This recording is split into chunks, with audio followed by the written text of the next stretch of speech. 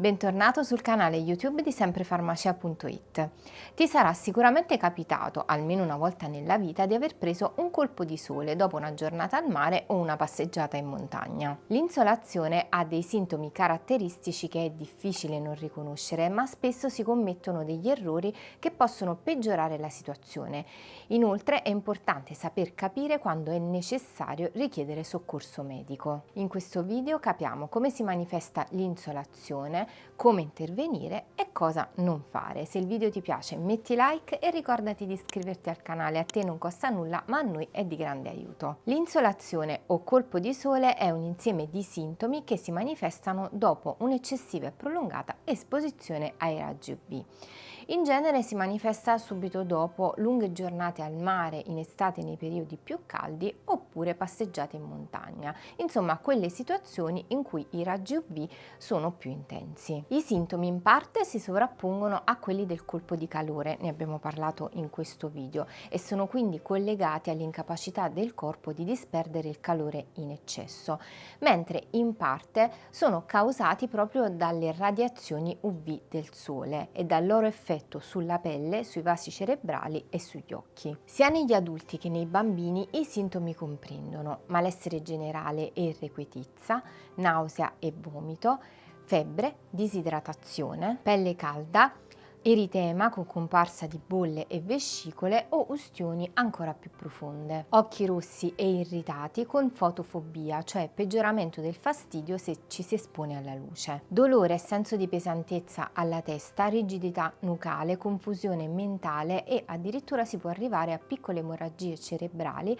a causa della congestione dei vasi cerebrali. Chiaramente, se non si interviene rapidamente, anche il colpo di sole, così come il colpo di calore, può evolvere in problemi neurologici gravi e si può avere perdita di coscienza, coma e morte. Anche se i sintomi sono gli stessi, l'insolazione nei bambini e negli anziani può presentarsi con quadri più gravi a causa della ridotta capacità dell'organismo di autoregolarsi e di disperdere il calore, ma anche a causa della tendenza di queste categorie di persone alla disidratazione, della quale abbiamo parlato in questo video. Anche persone affette da patologie pregresse come diabete, ipertensione o cardiopatie possono avere sintomi più gravi, sia a causa delle patologie stesse che dei farmaci che assumono per curarle. Vediamo ora come intervenire. Appena ci si accorge della situazione è importante seguire questi semplici consigli.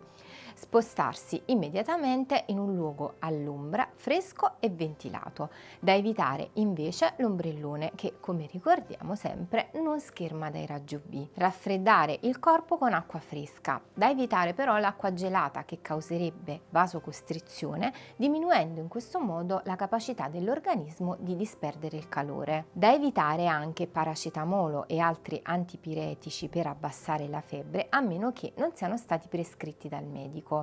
L'impiego di questi farmaci in caso di disidratazione infatti aumenta il rischio di danni ai reni e al fegato. Reidratarsi bevendo acqua fresca a piccoli sorsi, da evitare l'acqua gelata che causerebbe congestione e altre bevande, ad esempio zuccherate con caffeina o peggio ancora gli alcolici. Generalmente questi accorgimenti sono sufficienti per evitare l'evoluzione in quadri più gravi. Successivamente sarà necessario curare eventuali eritemi o peggio ustioni con diversi rimedi come creme o gel a base di aloe, creme lenitive e doposole, oppure creme cicatrizzanti a base di acido ialuronico o ancora nei casi più gravi creme a base di cortisone o antistaminico prescritte dal medico. Per gli occhi è consigliabile utilizzare gocce oculari a base di estratti lenitivi per calmare il rossore e reidratare l'occhio.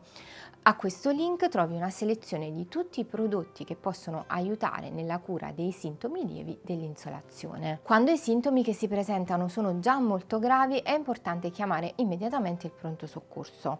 I sintomi a cui fare attenzione sono la perdita di conoscenza e la febbre oltre i 40 gradi che richiedono un intervento medico immediato. Per prevenire il colpo di sole è importante evitare l'esposizione ai raggi solari durante le ore centrali della giornata. Sia al mare che in montagna utilizzare una crema con fattore di protezione alta, ma anche cappelli, occhiali e soprattutto in montagna anche indumenti con protezione UV. Bisogna sempre sempre idratarsi correttamente con acqua, frutta e verdura, da evitare gli sforzi fisici intensi, l'acqua gelata e gli alcolici, insomma quei comportamenti che peggiorerebbero i sintomi di un'insolazione. E a te è mai capitato di avere un'insolazione o di dover soccorrere qualcuno che ne fosse colpito? Se hai domande, lascia un commento. Un saluto dalla dottoressa Valentina di semprefarmacia.it, la tua farmacia sempre con te.